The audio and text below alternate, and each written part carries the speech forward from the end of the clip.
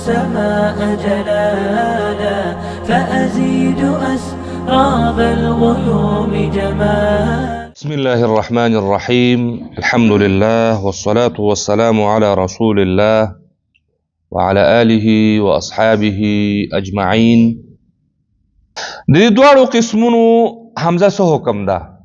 یعنی د وصلی حمزه او د قطعی حمزه حکم څه شی ده؟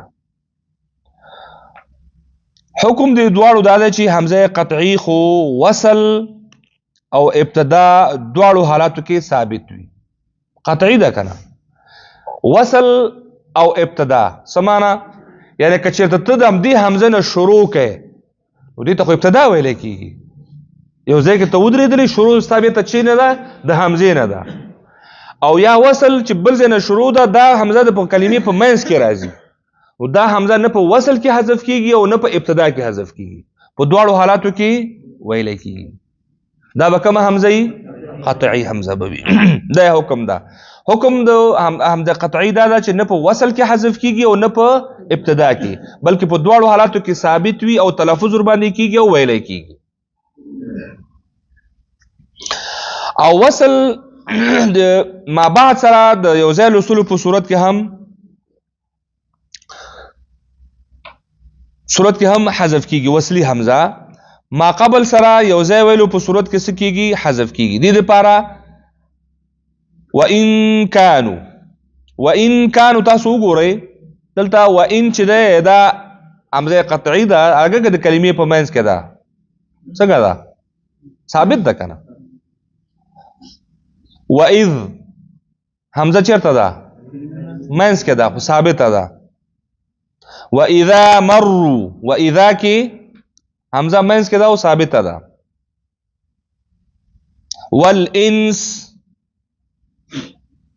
والانس ګوره، والانس تاسو اوس وګورئ دا اصل کې ول جدا کلمه ده او انس بله کلمه ده، او منځ کې ده، خو بیا هم څه شی ده؟ ولې ثابته ده؟ ځکه قطعی ده. نو قطعی کا ابتدا کې هم او که منځ کې راځي هم. بعاد ارم ذات العماد. اوس که بعاد دین ویو بیا به چی کېږي؟ ثابته پاتې کېږي. منځ کې به راغلی ده، وصل د وجې نه څه کېږي؟ حذف کېږي نه. یا اکرام، لا اقسم، لا جدا کلمه ده او اقسم جدا کلمه ده. اوس که ته اقسم نه ابتدا وکړې هم حمزه ویلی کېږي، او که لا اقسم ووایې نو هم حمزه ویلی کېږي. یعنی لا اقسم وصل شو او اقسم ابتدا شو د حمزه نه. په دواړو صورتونو کې حمزه څه شی ده؟ قاره ده او ثابت ده. ومن اظلم کې ته وقف کوي او اظلم نو ته ابتدا کوي نو حمزه ویلی کېږي، او که ومن اظلم وصل کوي نو بیا هم حمزه یعنی وصلا او همدغه شان چې دی نو ابتداءً په دواړو حالاتو کې دا شی وي ثابت ده. ام ابرمو، دا ټول همدغه مثالونه دي. یا امة اخرجت واقسطوا غني مثالونو کې حمزه دواړو حالاتو کې نه وقفا او وصلا څه شی ده؟ ثابت. او دلته وګورئ ورپسې رب العرش، دا اوس حمزه وصل ده. که چېرته ته د عرش نه شروع کوې نو څنګه به وایې؟ العرش. او که رب سره یو ځای کې رب العرش، حمزه څه شوه؟ ولې حذف شوه؟ ځکه وصلی ده، او وصلی حمزه په وصل کې حذفیږي. اوس مثلا تبارک اسمو، او که تبارک ویو بیا به اسم ویو. هغه قانون خو درته یاد ده کنه، اسم ابن، دا حمزه شي دي او دا مکسور به ویلی کی. نور ټول مفتوح وي خو دا به مکسور وي. عزیز ابنون چلته راځي کنه، نو دلته اوس عزیزو نبن حمزه څه شوه؟ وصلی وا په خپل مخه لاړله، ختمه شوله، حذف شوله. صحیح شو. مریم ابنته، که اوس مریم باندې موږ ولي او ابنتنه موږ وصل کوو خو حمزه ویلی کېږي که نه، ابتدا کېږي. او که وصل کوو ځکه چې حمزه وصلی خو په وصل کې څه کیږي حذفيږي مریم ابنت عمران صحیح شو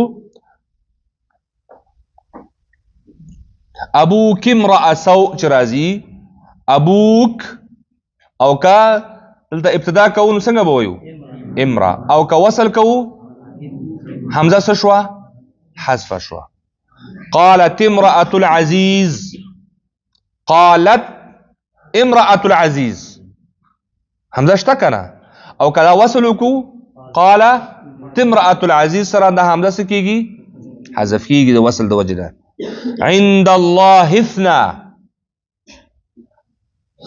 عند الله اثنا وس عند الله باندې کوم وقف کو ابتدا د اثنا نه کو نو حمزه ویل کیږي او کدواړه کلمې سره وصل کو حمزه حذف کیږي نو من حسنتا همدغه خبره ده صحیح شو دا پورته چې کوم هغه وو حمزهګان راغلي دا ټول هغه وو حمزهګان دلته راغلي ټول همدغه وي هغه ته لکه راغلي وو کنه اسم ابن امرؤ الته مثلا راغلي کنه عزیز نب څنګه راغلي وو عزیر ابن الله وغه ټول مثالونه دي ورپسې هغه ته راشئ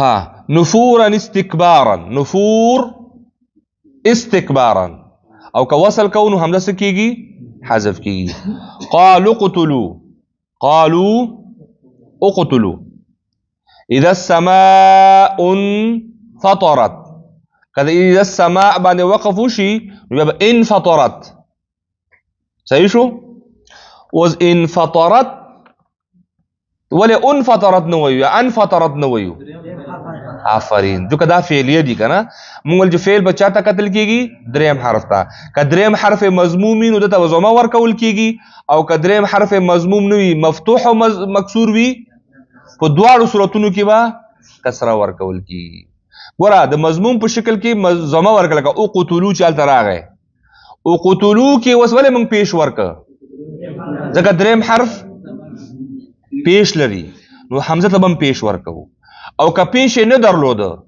چې پیش نه درلوده نو څه باید ولري زبر او زیر د زبر او د زیر په دواړو صورتونو کې به زیر ورکول کیږي فعل کې صحیح شو دا قانون ده خبيثه نجتثت دلته هم خبيثه کوم ویو بیا به چې کویو اج تث دا حمزه زکه کسره ورکو چې الته په دریم حرف باندې فتحه ده فتحه په صورت کې هم کسره ورکول کیږي او د کسرې په صورت کې هم کسره ورکول کیږي یوازې د ضمیر په صورت کې به ضمه ورکول کیږي آمنوا نتقوا ده کنه آمنوا بیا به کوي نو څنګه به وي صحیح شو وغیره دغه حمزه چې دینو دا ابتدا په صورت کې خو ثابت وي او د ما قبل سره د یو ځای کولو په صورت کې پیدا کیږي حذف کیږي ځکه حمزه وصلی ده او حمزه وصلی چې کله د کلمې په منځ کې راشي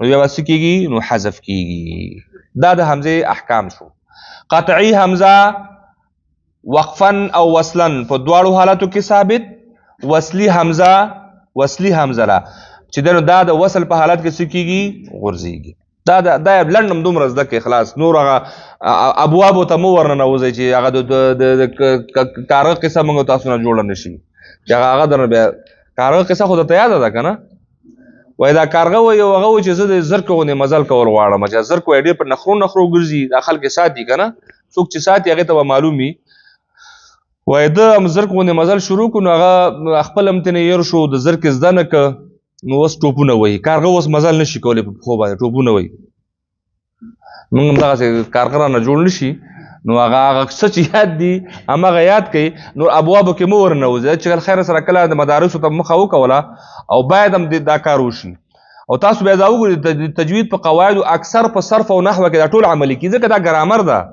دا قرآنی علوم دي صرف او نحو او بلاغت او دغه تجوید دي ته علوم قرآنیه وي د سر د قرآن کریم الفاظ او معانی او تلفظ دا هر یو ځان ته ځان د بخښونو دلته کار کوي به ان شاء الله تاسو سر باندې سکیږي خلاصيږي